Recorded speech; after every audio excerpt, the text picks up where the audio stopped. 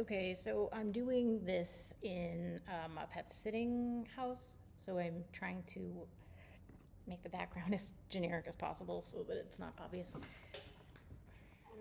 don't need to do that, but look, this is here. We can do up a little more, like that. Okay. Oh. Hi. I just was doing a little bit of DoorDashing and met a young lady who was planning to do DoorDash for the first time tonight. And so I was like talking to her for a really long time, rambling about, oh, you should do this, you should do this, you should do this.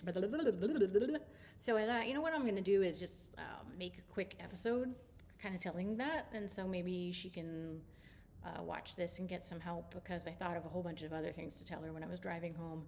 So I thought, you know, I'm just going to do like a little advice for first time Door Dashers and what I've learned from doing this for a year. And it's super, super duper hot right now, and the fair is going on. So it's like, I don't know if it's the right time to get started at doing this, but good luck. Anyway, the first thing I would say is do not expect to get a lot of trips when you first get on, because you're going to have no ratings, and you get more offers the higher your rating is, and your rating is based on how many offers you've gotten and taken. So it's kind of like a catch-22 where you're not going to get anything because you haven't done anything. So you can't do anything until you get something. Anyway, so just be patient. You're not going to make a lot of money at first. You're going to sit around waiting for a long time, but just be patient, and eventually it'll kind of gain momentum over time. Hi, I'm pet sitting. Hi, just a minute, okay? I know. Oh, no. She wants to make an appearance. No, get down, please. Okay, no. Okay, hold on. I'm back. Then wait, chair. Okay, I'll get comfortable again. So anyway, okay. So I would say be patient and accept every order you get, no matter how bad it seems, because please, she's slobbering on me. Hi, sweetie, just a second. No matter how bad it is, it's like $2 order, just take it. Take every order that comes your way, no matter what, while you're first getting started, because you want to get your ratings up as fast as you can. And don't stress too much about being in a hurry, because when I started, I thought, and I see a lot of other people working like this, where you're like, try to do it as fast as you can so you get another order as soon as you can. So you just, I see these guys like rushing back and forth, and it's like, no, just, relax, calm down, just go at a normal pace, make sure you're not making mistakes. If you go too fast, you're gonna, get in an accident or something, or do something stupid, or go to the wrong place, or pick up the wrong thing. Just try not to be in a rush, because you get paid for, in California anyway, you get paid for your time that you're on an order. So if it's taking a long time, just go with the flow. Don't get stressed about it. If you get stuck in traffic, go with flow. Don't get stressed about it, even though I was totally doing that last night when I was driving during the fair, because it was driving me crazy. But that's my problem. And look at the map before you head out. And it helps when you're familiar with the area already. So like if you already know where the restaurants are, that helps. So then you don't have to use the map to find the restaurant.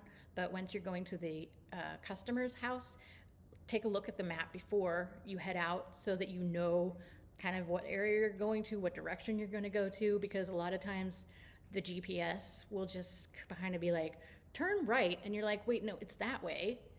And it's telling you like crazy things that don't make any sense, or it's like reloading, recalculating route. You're like, no. It's just, so don't rely too much on the GPS, and don't worry about stopping and taking time to look at the map and understand where you're going before you go, because that will save you time in the long run if you go the wrong way. And One of the most frustrating things is going to be trying to find addresses in the dark. So if possible, it might be best to start during daylight hours, and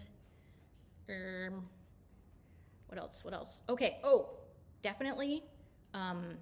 If you're planning to do it full time, keep an eye on your hours and try to get at least 15 active hours in a week, because if you already have health insurance through another source, you can get a health insurance stipend from DoorDash if you work at least 15 hours a week active, and that means you're actually on orders, not just waiting for orders, because that doesn't count. So once you get into the app, you can see where all that is. It's in the earnings tab. If you look at the earnings tab, it'll show you how many active hours you have, and then you can keep track of that through the week. So if you're like 14 and a half hours, you don't want to quit. You want to get another half hour just to make sure that you get at least 15 active hours every week so that you qualify for the health insurance stipend, which you get every quarter. And if you have health insurance, make sure you apply for that, because it's a good amount of extra money. What else? I'm going to think of something else, of course.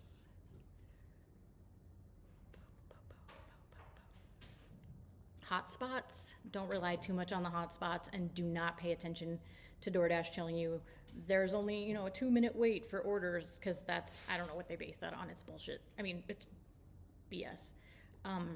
And hotspots, I don't really pay attention to those too much, because a lot of times it'll be like based on, this place just had a pickup. But that doesn't mean they're going to have another one soon. So, and then also everybody else looking at that might be like, oh, that's a hotspot. Let's all go there. So then they're going to, hi, I know, sweetie, just a minute. So then they're all going to be congregating around that one place, and then there's going to be orders at another place where nobody's at. So you just kind of like get used to what is the most popular places, what places you like dealing with. It's really important to know the hours, because after a certain time, a lot of the restaurants you have to go through the drive-through, but then they won't let you go through the drive-through if it's before that time.